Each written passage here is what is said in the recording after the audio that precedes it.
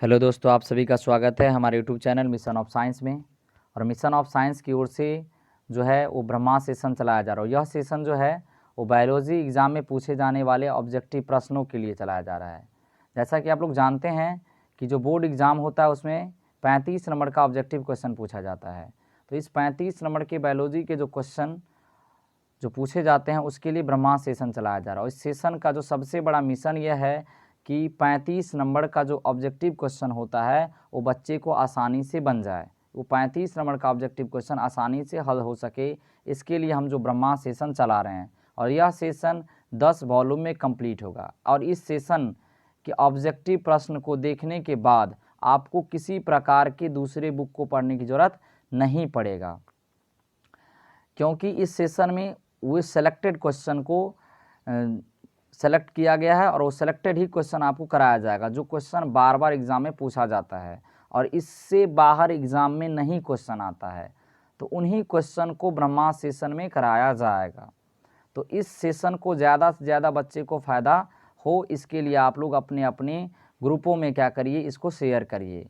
और इस सेशन के सभी वीडियो को देखने के लिए आप हमारे चैनल को सब्सक्राइब करें, ताकि हम कोई भी वीडियो डालें तो आपको तुरंत उसका नोटिफिकेशन मिल सके और आप आसानी से उस जो है सेशन को देखें। तो चलिए आज जो वॉल्यूम 3 का जो सेशन है उसमें जो क्वेश्चन है उसको हम कराते हैं। इसमें जो 30 क्वेश्चन जो है इस वॉल्यूम 3 में जो है 30 क्वेश्चन है।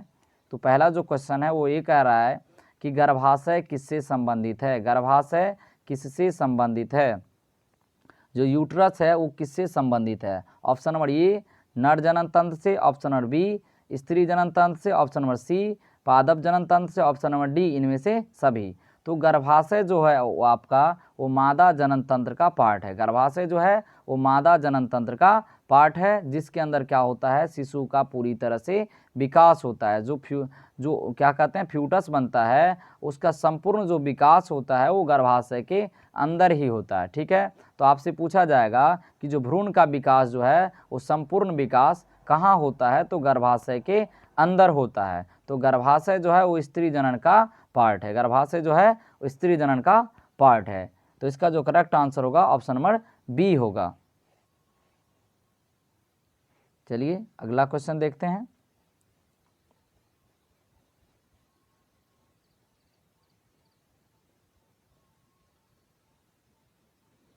अगला क्वेश्चन है इंटोमोफिली। इंटोमोफिली नामक परागन किसके द्वारा होता है। इंटेमोफिली पोलिनेशन किसके द्वारा होता है। तो देखिए इंटेमोफिली पोलिनेशन किसको कहते हैं। इंसेक्टों के द्वारा जो पोलिनेशन संपन्न होता है, इंसेक्टों के द्वारा जो पोलिनेशन होता है उसको कहा जाता है इंटेमोफिली पोलिनेशन। इंटेमोफिली पोलिनेशन। तो इसका जो करेक्ट आंसर होगा option number D. Option number D, इसका करेक्ट आंसर क्या होगा, ऑप्शन नंबर डी होगा, इंसेक्ट। तो जो कीट के द्वारा जो परागन होता है उसको इंटेमोफिली परागन कहा जाता है।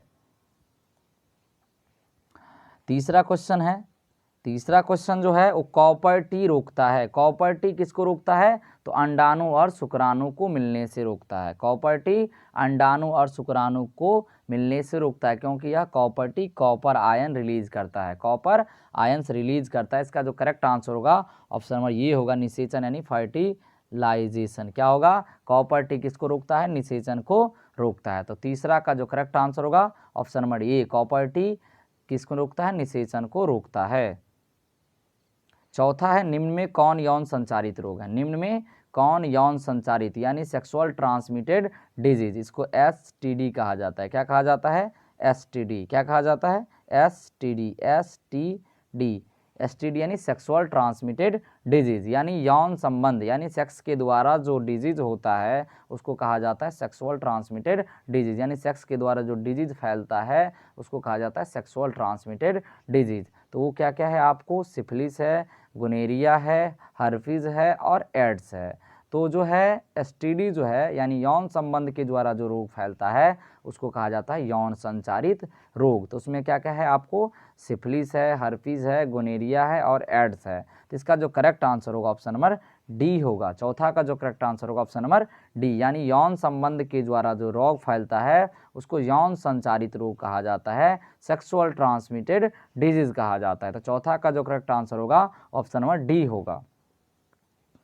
पांचवा देखिए, आरएनए के पैरिमिडीन में पाया जाता है, आरएनए के पैरिमिडीन में पाया जाता है। तो आपको बता दें कि जो पैरिमिडीन होता है वो 3 प्रकार का होता है। पैरिमिडीन कितने तरह का होता है, 3 प्रकार का। पैरिमिडीन कितने तरह का होता है, 3 तरह का होता है। कितने तरह का होता है पैरिमिडीन, 3 तरह का। एक होता है साइटोसिन, एक होता है आपको थायमिन और एक होता है यूरासिल। साइटोसिन, थायमिन और यूरासिल। तो आरएनए में जो है वो थायमिन नहीं होता, आरएनए में क्या नहीं होता है, थायमिन नहीं होता। तो क्या क्या होता है, साइटोसिन और यूरासिल। आरएनए में क्या नहीं होता है, तो साइटोसिन होता है और यूरासिल होता है, लेकिन थायमिन नहीं होता है। तो आरएनए में जो पैरिमिडीन होगा वो साइटोसिन और यूरासिल होगा। आरएनए में जो थायमिन होगा क्या होगा, साइटोसिन और यूरासिल। दोस्तों याद रखिएगा, पैरिमिडीन कितने प्रकार के, 3 प्रकार के, साइटोसिन, थायमिन और यूरासिल। आरएनए में क्या क्या पाया जाता है, साइटोसिन और यूरासिल, जबकि डीएनए में क्या पाया जाता है,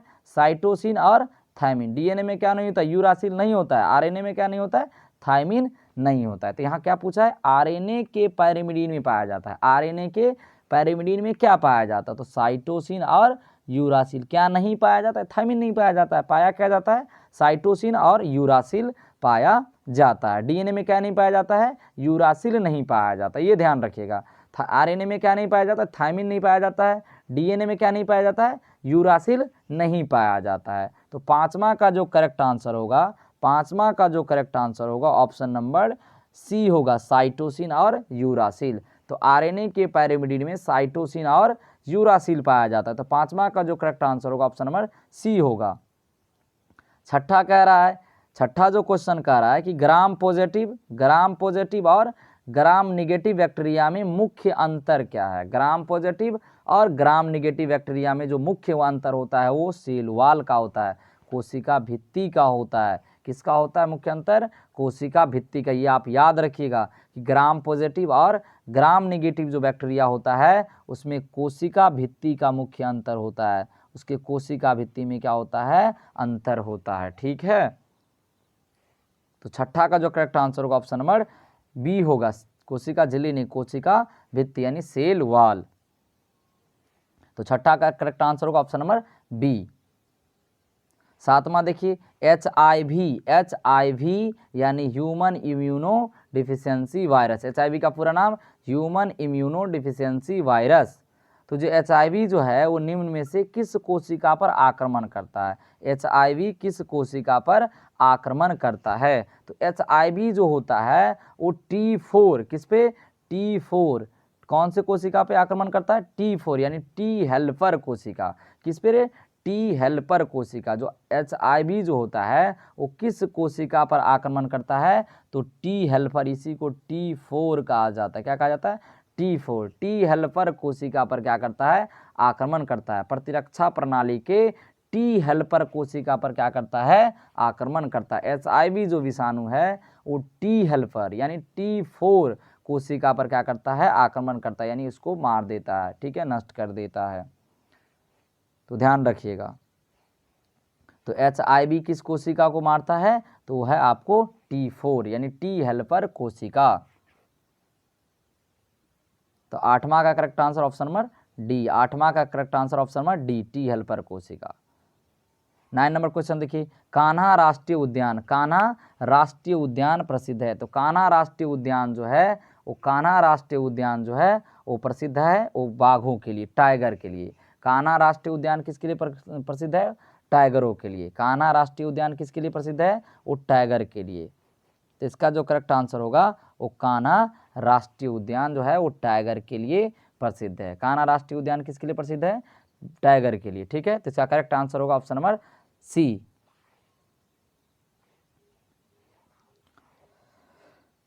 10वां का क्वेश्चन कह रहा है कि डीएनए के पैरिमिडीन में पाया जाता है। डीएनए के पैरिमिडीन में देखिए क्वेश्चन कह रहा है डीएनए के पैरिमिडीन में क्या क्या होता है। तो पैरिमिडीन 3 तरह का बताए थे। पैरिमिडीन कितने तरह का? 3 तरह का, साइटोसिन, यूरासिल और थायमिन। साइटोसिन, यूरासिल और थायमिन। तो आरएनए में, डीएनए में क्या नहीं पाया जाता? यूरासिल नहीं पाया जाता। डीएनए में क्या नहीं पाया जाता? यूरासिल नहीं पाया जाता है। तो क्या क्या होगा? साइटोसिन और थायमिन। तो डीएनए के पैरिमिडीन में क्या पाया जाता है? साइटोसिन और थायमिन। साइटोसिन और थायमिन। तो डीएनए का जो 10वां का करेक्ट आंसर होगा ऑप्शन नंबर ए होगा, थायमिन एवं साइटोसिन। थायमिन एवं साइटोसिन। 11 नंबर क्वेश्चन देखिए। 11 नंबर जो क्वेश्चन कह रहा है वो कह रहा है कि एनीमोफिली, एनीमोफिली नामक परागन किसके द्वारा होता है? एनीमोफिली। तो वायु के द्वारा होने वाले परागन, वायु के द्वारा होने वाले परागन को एनीमोफिली परागन कहते हैं। वायु के द्वारा होने वाले परागन को एनीमोफिली परागन कहते हैं। तो इसका जो करेक्ट आंसर होगा ऑप्शन नंबर डी। इसका जो करेक्ट आंसर होगा ऑप्शन नंबर डी होगा। चलिए 12 का क्वेश्चन है। 12 कह रहा है कि पारिस्थितिक तंत्र, पारिस्थितिक तंत्र में हरे पौधे यानी जो इकोसिस्टम होता है, इकोसिस्टम होता है, उसमें जो ग्रीन प्लांट होता है वो क्या होता है? तो ग्रीन प्लांट जो है वो क्या करता है? भोजन निर्माण का कार्य करता है। भोजन निर्माण यानी जो क्या करेगा? भोजन निर्माण का काम करेगा, उत्पादक कहलाता है। वे सभी हरे पौधे या वे पौधे जो फोटोसिंथेसिस के द्वारा क्या करते हैं? भोजन का निर्माण करता है, यानी भोजन संश्लेषण करता है, उसको उत्पादक कहा जाता है, यानी प्रोड्यूसर कहा जाता है। तो पारिस्थितिक तंत्र में जो होता है वो हरे पौधा क्या होता है? वो प्रोड्यूसर होता है, उत्पादक होता है। और जो उत्पादक को खाता है वो उपभोक्ता होता है, कंज्यूमर होता है। और जो उत्पादक और उपभोक्ता के मृत शरीर को डिकम्पोज कर देता है उसको कहा जाता है अपघटक कहा जाता है। और अपघटक में क्या क्या आता है? वो जीवाणु और कवक आता है। आपसे ये भी क्वेश्चन पूछा जाएगा कि अपघटक जो है वो, अपघटक जो है वो क्या है? तो जीवाणु और कवक वो क्या करता है? प्रोड्यूसर और कंज्यूमर के डेड बॉडी को क्या कर देता है? डीकम्पोज्ड कर देता है, उसको पुनः उसके मूल तत्वों में तोड़ देता है। तो अपघटक का काम कौन करता है? वो जीवाणु और कवक करता है। ये ध्यान रखिएगा कि अपघटक क्या है? तो जीवाणु और कवक है। और जो पौधा होता है वो क्या होता है? प्रोड्यूसर होता है। और जो उसको खाता है वो क्या होता है? वो कंज्यूमर होता है। ठीक है, तो इसका जो करेक्ट आंसर होगा ऑप्शन नंबर ए होगा, प्रोड्यूसर होगा। 12 का जो करेक्ट आंसर होगा ऑप्शन नंबर ए होगा। हरे पौधे क्या होते हैं? प्रोड्यूसर होते हैं। 13 देखिए। 13 कह रहा है मेंडल ने चयन किया, मेंडल ने सेलेक्ट किया। मेंडल ने क्या सेलेक्ट किया था? अपने प्रयोग के लिए मेंडल ने क्या सेलेक्ट किया था? तो मेंडल ने अपने प्रयोग के लिए जो है वो मटर के पौधे को सेलेक्ट किया था। Garden mutton. कौन सा मटन? गार्डन मटन, है ना। मटर के पौधे को सेलेक्ट किया था। और मटर के पौधे का वैज्ञानिक नाम होता है फाइसम सटाइवम। मटर के पौधे का जो वनस्पति नाम पूछता है उसका क्या नाम होता है? फाइसम सटाइवम। ठीक है, गार्डन मटर या मीठी मटर भी कहा जाता है। कभी कभी क्या लिखा रहता है? मीठी मटर। गार्डन मटर न दे करके क्या दे देगा? मीठी मटर, है ना। तो गार्डन मटन क्या है? मटर क्या है? मीठी, है ना, मीठी मटर है ना। तो मेंडल ने है वो क्या किया था? गार्डन पी को सेलेक्ट किया था अपने प्रयोग के लिए। ठीक है, तो इसका जो करेक्ट आंसर होगा ऑप्शन नंबर डी होगा, ऑप्शन नंबर डी। मेंडल ने चयन किया था वो जो मटर है वो क्या है? गार्डन मटन है ना। तो 13 का करेक्ट आंसर होगा ऑप्शन नंबर डी। 14 का देखिए, निम्न में कौन एक लिंगी है ना। जीव जो है वो 2 तरह का होता है, एक लिंगी और एक द्विलिंगी या उभयलिंगी, है ना। एक लिंगी, द्विलिंगी। जीव जो है वो 2 प्रकार के होते हैं, एक लिंगी और एक होता है द्विलिंगी। तो एक लिंगी किसको कहेंगे और द्विलिंगी किसको कहेंगे? तो जिसमें मादा और नर जनन तंत्र जो होता है अलग अलग जीवों में उपस्थित होता है उसको एक लिंगी कहा जाता है। और जिसमें मेल और फीमेल पार्ट सेम बॉडी में होता है, एक ही बॉडी में होता है, उसको क्या कहा जाता है? द्विलिंगी या उभयलिंगी, है ना। तो देखिए सरसों जो है उसमें क्या होता है? सरसों जो है उसमें क्या होता है? आपको मेल और फीमेल पार्ट दोनों एक ही में होता है, तो ये हो गया द्विलिंगी, ये इसका आंसर नहीं होगा। गुड़हल जो है इसमें भी क्या होता है? मेल और फीमेल पार्ट दोनों एक ही में होता है। पपीता जो है उसमें क्या होता है, मेल और फीमेल अलग अलग होता है, और धान में भी क्या होता है, मेल और फीमेल एक ही में होता है। तो इसका जो करेक्ट आंसर होगा वो होगा पपीता, है ना। पपीता में मेल और फीमेल अलग अलग पौधों में होता है। तो क्या एक लिंगी किसको कहेंगे, यूनिसेक्सुअल किसको कहेंगे, तो जिसमें क्या होगा, मेल और फीमेल पार्ट अलग अलग जीव में होगा उसको बोलेंगे एक लिंगी, और जिसमें मेल और फीमेल पार्ट एक ही में होगा उसको बोलेंगे द्विलिंगी या उभयलिंगी। जैसे केचुआ है ना, जीवों में केचुआ, ये सब क्या आपको द्विलिंगी है, ठीक है। तो इसका करेक्ट आंसर क्या होगा, पपीता। 15 का देखिए, 15 का क्वेश्चन कह रहा है कि निम्न में कौन आहार श्रृंखला सही है, कौन आहार श्रृंखला सही है। देखिए धान, गेहूं और आम, ये तो नहीं होगा। क्या धान गेहूं को खाता है, आम को नहीं, ये नहीं होगा इसका आंसर, ये गलत। इसका देखिए घास, जो घास को है वो घास को कौन खा जाती है, बकरी, है ना, और बकरी को कौन खा जाएगा, शेर। तो इसका करेक्ट आंसर क्या होगा, ऑप्शन नंबर बी, ये आहार श्रृंखला सही है। इसका करेक्ट आंसर होगा बी। 15 का करेक्ट आंसर क्या होगा, बी। घास क्या हो गया, उत्पादक, बकरी क्या होगा, प्राथमिक उपभोक्ता, और शेर क्या हो गया, द्वितीयक या उच्च श्रेणी के उपभोक्ता। जबकि बकरी को गाय तो नहीं खाएगा, गाय को घास नहीं खाएगा, ये तो ये भी नहीं होगा, है ना। तो इसका जो करेक्ट आंसर होगा ऑप्शन नंबर बी होगा। 15 का करेक्ट आंसर बी। ये क्वेश्चन आपको एक क्वेश्चन रहता है परीक्षा में, ठीक है। 16 का देखिए, 16 का कह रहा है, 16 का जो क्वेश्चन कह रहा है, गोल्डन या सुनहरा धान में कौन सा विटामिन पाया जाता है। गोल्डन या सुनहरा धान में कौन सा विटामिन पाया जाता है। तो इसका जो करेक्ट आंसर होगा ऑप्शन नंबर ए होगा। गोल्डन राइस जो होता है उसमें क्या होता है, विटामिन ए प्रचुर मात्रा में पाया जाता है। ये बहुत इंपॉर्टेंट क्वेश्चन है, पूछा जाएगा कि गोल्डन राइस में कौन सा विटामिन पाया जाता है। तो इसका करेक्ट आंसर होगा option number B, vitamin A पाया जाता है गोल्डन राइस में। फिर कह रहा है गिर अभ्यारण्य, गिर सेंचुरी जो है वो किसके लिए प्रसिद्ध है। गिर जो अभ्यारण्य है वो किसके लिए प्रसिद्ध है। तो गिर जो अभ्यारण्य है वो शेरों के लिए प्रसिद्ध है ना। और ये कहाँ पे है, गुजरात में है। कहाँ पे है, गुजरात में। पूछा जाएगा गिर राष्ट्रीय जो गिर जो है अभ्यारण्य जो है वो कहाँ है, वो है आपको गुजरात में। और किसके लिए प्रसिद्ध है, वो शेरों के लिए प्रसिद्ध है। कहाँ पे है ये, गुजरात में है, गुजरात में है। गिर जो है अभ्यारण्य कहाँ पे है, गुजरात में है। और किसके लिए प्रसिद्ध है, वो शेरों के लिए प्रसिद्ध है, ठीक है। 18 नंबर क्वेश्चन कह रहा है न्यूक्लियोसाइड है, न्यूक्लियोसाइड। तो देखिए न्यूक्लियोसाइड क्या हुआ, तो न्यूक्लियोसाइड किसको कहते हैं, तो जब क्या होता है, पेंटोज शुगर और क्या करता है, नाइट्रोजन बेस मिल जाता है तो क्या बनाता है, न्यूक्लियोसाइड बनाता है। क्या बनाता है, न्यूक्लियोसाइड।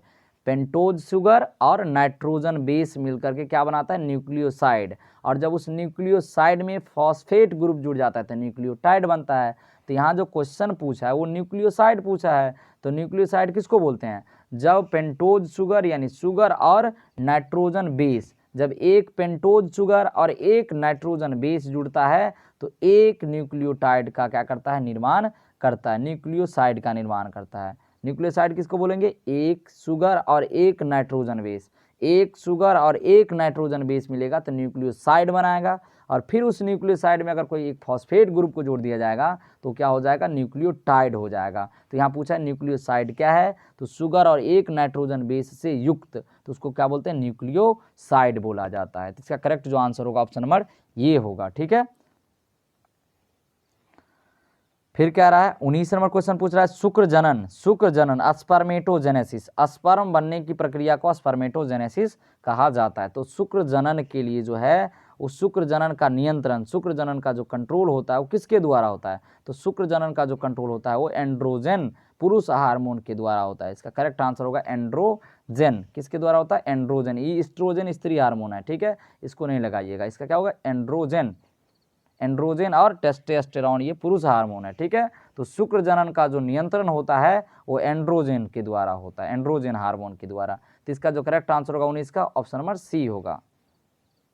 20 का देखिए मानव रुधिर वर्ग, मानव रुधिर एबी, मानव रुधिर एबी में, एबी वर्ग में, मानव रुधिर यानी मानव ब्लड ग्रुप एबी में एंटीबॉडी उपस्थित होता है, एंटीबॉडी अनुपस्थित होता है, एंटीबॉडी ए उपस्थित होता है, एंटीबॉडी बी उपस्थित होता है। एक चीज़ ध्यान रखिए, जो ब्लड ग्रुप का जो निर्धारण होता है वो किसके द्वारा होता है, एंटीजन के द्वारा होता है। किसके द्वारा, एंटीजन, एंटीजन। अगर किसी, और एंटीजन क्या है, एक है IA, IB और आई या छोटका आई और IO, ठीक है, आई या।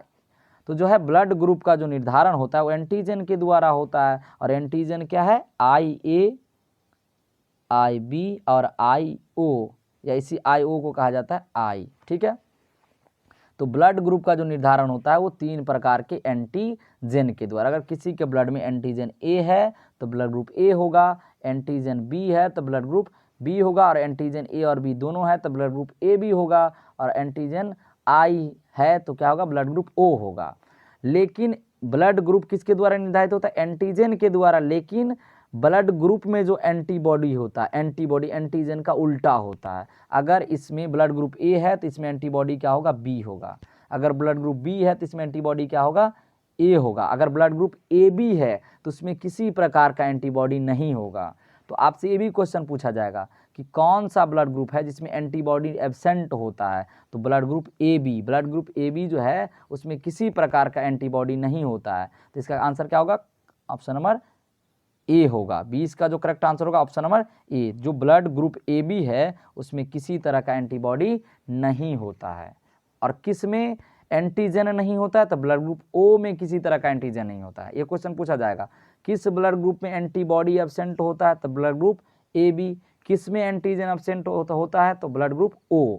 एंटीबॉडी किस में नहीं होता है, तो एंटीबॉडी AB में नहीं होता है। एंटीजन किस में नहीं होता है, तो एंटीजन O में नहीं होता है, ठीक है। ब्लड ग्रुप का निर्धारण किसके द्वारा होता है, तो एंटीजन के द्वारा होता है। क्लियर। तो इसका जो करेक्ट आंसर होगा ऑप्शन नंबर A होगा। एंटीबॉडी क्या होता है, एब्सेंट होता है। ब्लड ग्रुप AB में क्या होता है, एंटीबॉडी एब्सेंट होता है। और ये जो क्या है, ये सर्वग्राही है ना, सर्वग्राही रक्त समूह है। इसके ये जो है सभी से ब्लड ले सकता है। ब्लड ग्रुप AB जो है वो सबसे ब्लड ले सकता है।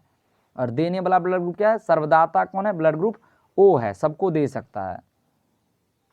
इसका करेक्ट आंसर क्या होगा 20 का, ऑप्शन नंबर A। एंटीबॉडी नहीं, इसका करेक्ट आंसर होगा ऑप्शन नंबर B, एंटीबॉडी अनुपस्थित होता है, ठीक है। 21 का देखिए, गोल्डन राइस में पाया जाता है, गोल्डन राइस में पाया जाता है, गोल्डन राइस में विटामिन A पाया जाता है, गोल्डन राइस में विटामिन A पाया जाता है, ठीक है। तो इसका करेक्ट आंसर होगा ऑप्शन नंबर A। 22 है, मेंडल ने प्रस्तावित किया था, मेंडल ने प्रस्तावित किया था, है ना, लॉ ऑफ लिंकेज यानी सहलग्नता का नियम, 10% का 10% ऊर्जा का नियम, आनुवांशिकता का नियम, इनमें से कोई नहीं। तो मेंडल ने जो है वो जो प्रस्तावित किया था वो आनुवांशिकता का नियम है ना, इसलिए मेंडल को आनुवांशिकता का पिता भी कहा जाता है ना। अब मेंडल ने 3 नियम दिया था, law of independence, law of dominance और law of segre independent assortment. Law of dominance है ना, 3 नियम दिया था, पृथक्करण का नियम, क्या स्वतंत्र अपव्यूहन का नियम और प्रभाविता का नियम, है ना। Law of dominance, law of segregation और law of independent assortment. Mendel ने 3 नियम दिया था, law of independent assortment, law of segregation और लॉ ऑफ डोमिनेंट, ठीक है। तो मेंडल ने 3 नियम दिया था, और इसलिए इसको, और मेंडल को जो है ना आनुवंशिकता संबंधित 3 नियम दिए थे, है ना। तो इसका करेक्ट आंसर जो क्या होगा, ऑप्शन नंबर C होगा, आनुवंशिकता के नियम। 22 का देखिए, मिट्टी को उपजाऊ बनाने में सहायक होता है, मिट्टी के उपजाऊ बनाने में सहायक होता है, मिट्टी को उपजाऊ बनाने में सहायक होता है कीटनाशक, जैविक खाद, ईस्ट। तो इसका करेक्ट आंसर क्या होगा, ऑप्शन नंबर D होगा। जो मिट्टी को उपजाऊ बनाने में इस सभी का क्या होता है, योगदान होता है, तो ऑप्शन नंबर D। अब देखिए, यूकैरियोटिक में पाए जाने वाले नॉन कोडिंग क्रम को क्या कहते हैं, यूकैरियोटिक में पाए जाने वाले नॉन कोडिंग क्रम को क्या कहते हैं, है ना, नॉन कोडिंग सीक्वेंस को क्या कहते हैं। तो यूकैरियोटिक के DNA में जो नॉन कोडिंग सीक्वेंस होता है उसको इंट्रोन कहा जाता है। क्या कहा जाता है, इंट्रोन। तो इसका करेक्ट आंसर क्या होगा, C होगा। यूकैरियोटिक के DNA में जो नॉन कोडिंग सीक्वेंस होता है उसको क्या कहा जाता है, इंट्रोन कहा जाता है, ठीक है। इसका ऑप्शन नंबर क्या होगा, ऑप्शन नंबर C होगा। 24 का जो होगा ऑप्शन नंबर C होगा, इसका आंसर क्या होगा, इंट्रोन। यूकैरियोटिक के DNA में पाए जाने वाले नॉन कोडिंग सीक्वेंस को इंट्रोन कहा जाता है।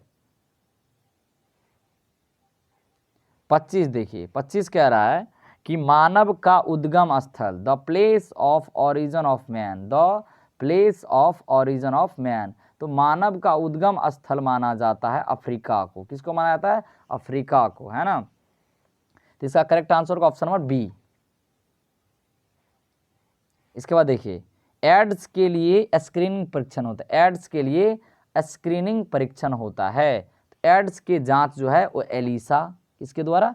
एलिसा विधि, एलिसा के द्वारा किया जाता है, एलिसा टेस्ट के द्वारा। एड्स का जो परीक्षण किया जाता है वो एलिसा परीक्षण के द्वारा एड्स का परीक्षण किया जाता है। 27 के देखिए कि समूह की एंटीबॉडी, समूह की एंटीबॉडी से एलर्जी प्रक्रिया प्रारंभ होती है। किस समूह के एंटीबॉडी से एलर्जी की प्रक्रिया प्रारंभ होती है? तो एलर्जी के लिए जो है वो एंटीजन जो उत्तरदायी है वो आपका IgE है। क्या है? IgE, और एक ठो और है IgD। IgD और IgE एलर्जी के लिए दो तरह के एंटीजन उत्तरदायी होते हैं।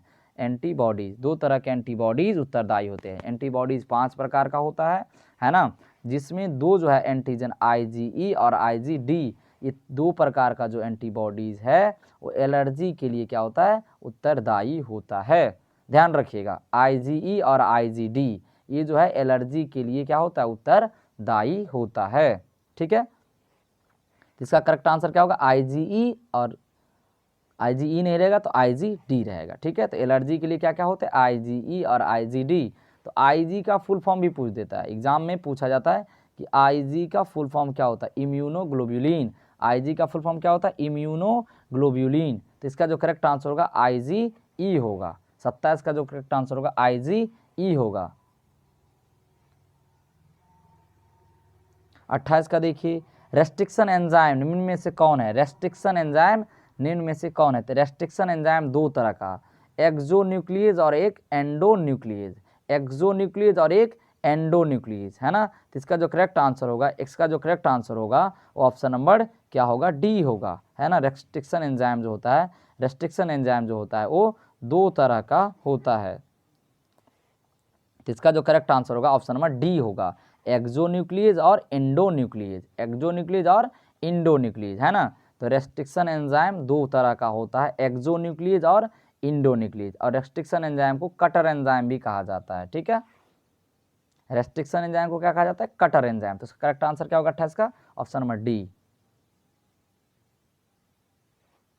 29 का देखिए, बीटी टॉक्सिन किससे प्राप्त होता है? बीटी टॉक्सिन किससे प्राप्त होता है? तो बीटी टॉक्सिन जो है यू प्रोकैरियोटिक से होता है। किससे होता है? प्रोकैरियोटिक जीव से प्राप्त होता है। बीटी टॉक्सिन प्रोकैरियोटिक्स यानी सूक्ष्म जीवों से प्राप्त होता है, और सूक्ष्म जीव क्या होते हैं? आपको प्रोकैरियोटिक्स होते हैं। ठीक है, तो बीटी जो टॉक्सिन होता है वो किससे प्राप्त हुआ था? सूक्ष्म जीवों से। ठीक है,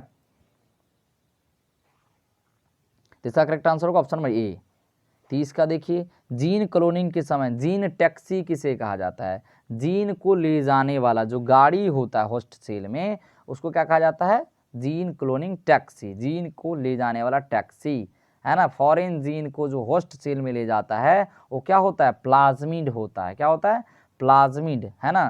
तो जीन टैक्सी का काम कौन करता है? वो प्लाज्मिड करता है। कौन करता है? प्लाज्मिड। प्लाज्मिड क्या होता है? गोलाकार DNA होता है, और इसमें क्या होता है? फॉरेन DNA को क्या किया जाता है? जोड़ दिया जाता है, और उससे क्या बनाया जाता है? फॉरेन DNA को जोड़ने के बाद क्या होता है? इसको होस्ट सेल में वृद्धि के लिए ले जाया जाता है। ठीक है, रिकम्बिनेशन क्या कहते हैं? जो जीन को जो है ना, जीन को ले जाने वाला जो होता है वो क्या होता है? टैक्सी, है ना। वो क्या होता है? प्लाज्मिड होता है ना। जीन क्लोनिंग के समय जीन टैक्सिन किसे कहा जाता है? वो प्लाज्मिड को कहा जाता है, क्योंकि प्लाज्मिड क्या करता है? फॉरेन DNA को क्या करता है? होस्ट सेल में ले जाता है। ठीक है, तो इसका करेक्ट आंसर होगा ऑप्शन नंबर बी होगा, प्लाज्मिड। प्लाज्मिड कैसा होता है? गोलाकार होता है। ठीक है, जीवाणु, कुछ खास जीवाणु जो होते हैं उसके शरीर में क्या होता है? गोलाकार DNA पाया जाता है, उसको क्या कहा जाता है? प्लाज्मिड कहा जाता है। ठीक है, तो इसका करेक्ट आंसर होगा ऑप्शन नंबर डी। तो ये जो है इस सेशन जो है वो वॉल्यूम 3 का 30 क्वेश्चन था। अगर आपको ये सेशन अच्छा लगा हो तो हमारे सेशन को लाइक करें, सब्सक्राइब करें और अपने दोस्तों को शेयर करें। ठीक है, धन्यवाद।